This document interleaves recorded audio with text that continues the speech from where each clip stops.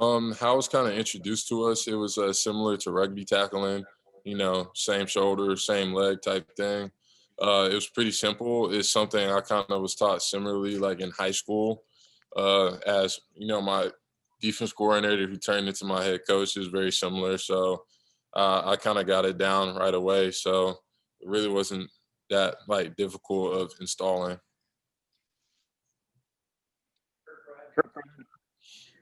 Yeah, Quan, what would you say is the biggest difference from Chris Ash and Todd Orlando, other than going to the four-man front? I would say Chris Ash is more of how do I say this? I felt like he's always on he's on everyone. He's on everyone, and I understand that he coaches the safeties in the back end, but at the same time we were doing our scout work and stuff. He's very hands on with us when he sees things. If something's not right, we'll redo it again until it's right. Hmm. So I would say Chris Ash is a very like a perfectionist. He gets it down right away, and I don't know him bringing in this new scheme and the attitude and the effort that he brings in. I think it's a perfect fit for us. And what do you think the difference in the four-man front, what kind of production you figure it will have this year? For me, I feel like we're working more edges, having a four-man front instead of a three-man front. I feel like it allows our D linemen to play more freely and to make more plays, and also takes a lot of pressure off the linebackers as well. They just can flow downhill and run sideline to sideline to make plays. Nick, go ahead. Yeah, it's Quan. I think, kind of going back to even the Alamo Bowl, there's been a lot of excitement just over what this defensive line could look like this year. I'm just kind of curious, you guys finally got to get out there a couple weeks ago and see what you really looked like against an actual team in Chris Ash's system. So, how do you think the D-line performed? And was that a little bit of a taste of what you guys thought you would look like leading into the season? Personally, I was very pleased with how all the guys played, including myself. Of course, it wasn't perfect out there, and we definitely could play better. Always can play better. But at the same time, I'm very excited for everything these guys around me can do, including myself. And hey, the sky's the limit with this group of guys. Mike, you're up. Shout out to the 254. Way to go, Taquan. But I wanted to ask you about some of these young players that you have that have come in and made an impact, Alfred Collins, Vernon Broughton. What are some of the things that you have taught them, and what do you expect from them? So first thing, being a defensive lineman and coming in as a freshman, I feel like you have to get adjusted to things. You have to get adjusted to playing against more like bigger linemen, more physical linemen, more technique, I would say. So Alfred Collins and Vernon Broughton, I would say them coming in as freshmen, very huge guys. Bodies are developed. And with Alfred being in my position room, I feel like Alfred's coming along pretty nice. He's physical, he's long, he's already big. And some of the things I might have taught him here and there just was tweaking, his technique, pad level, hand placement. But most of everything you've seen a couple weeks ago, that's all him. That's like God-given talent right there. Danny, you have a question? Yeah, TQ, I was kind of wondering, why do you think you were named a captain? What do you think is about you that made your teammates believe in you to vote you that honor? Well, you guys know I really don't like to talk that much, and they know that as well. So I'm more of a guy that leads by example. When there's something that needs to be said and there's something that the hard thing needs to be said, I'll say it, I'll step up, I'll do it.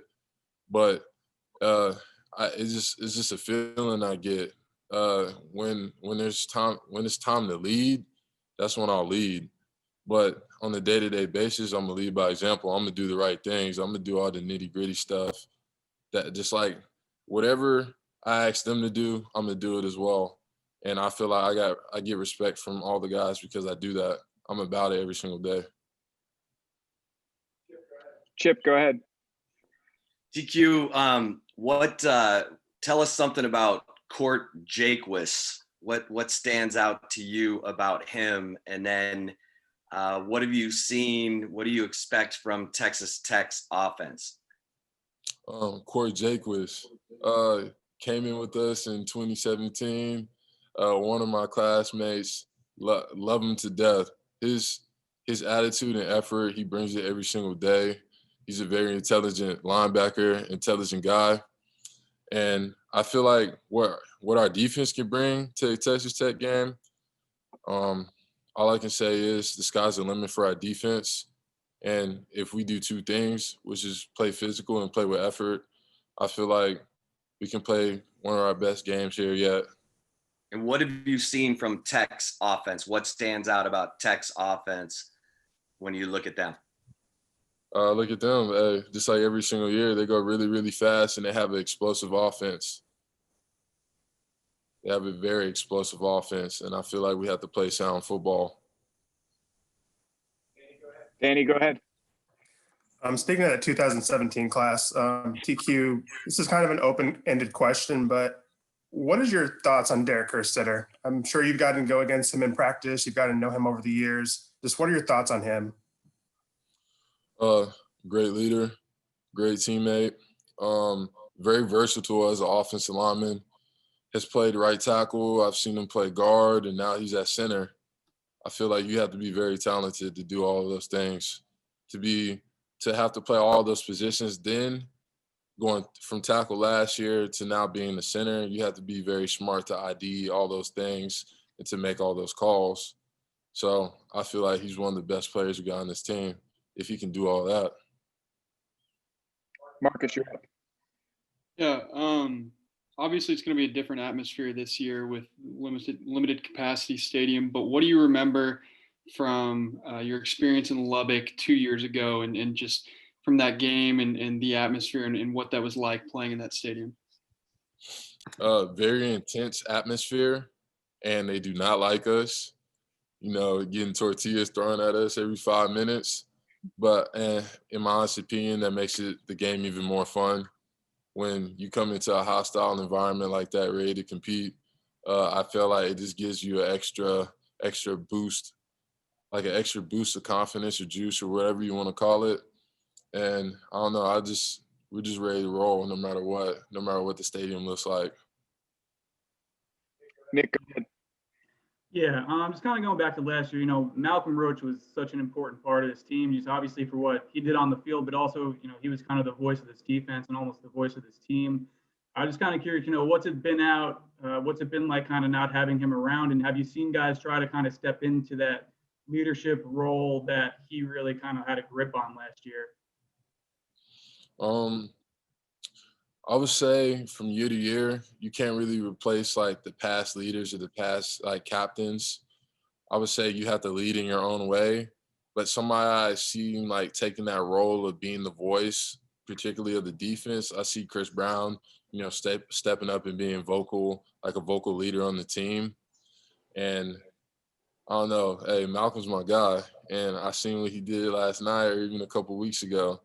I don't feel like you can like replace Malcolm Roach, but you definitely can have another guy try to lead in their own way. Maya, go ahead. Hi, Taquan. So yesterday, Coach Herman mentioned that on the nights before game days, y'all eat meals alone and you're isolated in your hotel rooms. I was just wondering what that's been like for you and how much you miss the former team activities. That's like something we used to look forward to, in the hotel. Watching football games together, watching a movie, even eating dinner together, laughing, joking around. I definitely think we do miss that part of that. But, of course, trying to be safe and trying to keep guys, healthy as best as we can, eating in the rooms is something that we have to do. But we definitely miss, like, the team activities.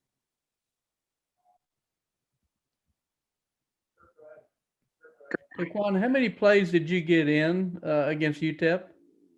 I believe it was 34 plays.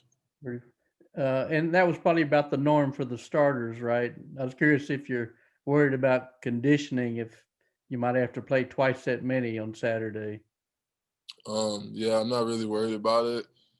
That's not the normal reps, I would say, that we would take, but I'm not worried about conditioning at all. I feel like we're in pretty good shape. And how many of the D linemen graded out as champions in the coach's report? I'm not really sure right now. That was a couple weeks ago. I'm sorry. Did you? Yes, sir. What do you want to improve on your play? I think I need to improve on my pass rushing, and I need to improve on my point of attack. I need to be way more aggressive in this game. Thanks, Taquan. No problem. TQ, what stands out to you about Alfred Collins and Demarvian Sweat? Just like I told y'all last time, Alfred Collins, huge guy. Demarvian Sweat, enormous guy. Somebody that definitely can be in two gaps at once and be a strong presence in the middle. But those two guys, they provide, like, Sweat, he provides the much needed energy that we need on and off the field. And Alfred Collins, he's a young guy that can play. He came in ready to play, and that's something I tell him I appreciate every single day. He's ready to play. He's ready to go. Same as Sweat, ready to play, ready to go whenever. Yeah, Sweat, Keandre was saying he's funny. Like, describe his personality at practice and even away from the field. So I would say Keandre and Sweat together, they might as well be a comedy show. Two of the funniest guys on the team, and when you put them together, it's nonstop laughter. Those guys can really get us all going, and they definitely make the meeting rooms very interesting. What do they say? Like, give us an example of how they crack everyone up. It's just what we call Keandre snacks. Like, we call Keandre snacks, and Keandre would call Sweat big lunch or big buffet. Like, just those funny nicknames they would call each other, and they just would clown on each other and do those things like that. And I just think they're just entertaining guys. It's hard to explain it. You have to see it for yourself. Hey, Taquan, sorry if you already addressed this, but just what are your general thoughts on Texas Tech's offensive line? I know Jack Anderson's a guy that's played a lot of football, experienced guy. Just what are your thoughts on their O-line? I think their O-line is a pretty big O-line, and I feel like for them to run that much tempo, they're in pretty good shape as well. They're pretty athletic. I know Jack Anderson had an injury last year, but it seems like he's still the same Jack Anderson. He's a very athletic offensive lineman. He's also pretty physical at the point of attack, and I think he's a pretty good ball player. Do you look forward to matchups like this where it's a guy that's, gotten praised as a potential NFL guy that you can go head up with for 4 quarters? Of course, I always love competing no matter who it is, but yeah, competing against a guy like that, I'm always looking forward to it. Got time for one last one. Go ahead, Mike. Hey, Taquan, I wanted to ask you about Demarvian Overstreet. I mean, he came to the conclusion that he's starting to like this linebacker position. A lot was being made about him wanting to make that switch. He got out there, started busting some heads. What does he bring to the team that maybe someone else might be overlooking? I think he may be one of the hardest hitters on the team. And making that transition from being a safety to a linebacker, he's playing closer to the box, inside the box. And him having that athleticism as being a former safety, him running sideline to sideline and stopping all the perimeter game, helping out on the perimeter game, even, mixing it up inside the box. I feel like people are overlooking the transition that he's had to make. Yeah, some parts of the game are the same for him, but also he had to adjust.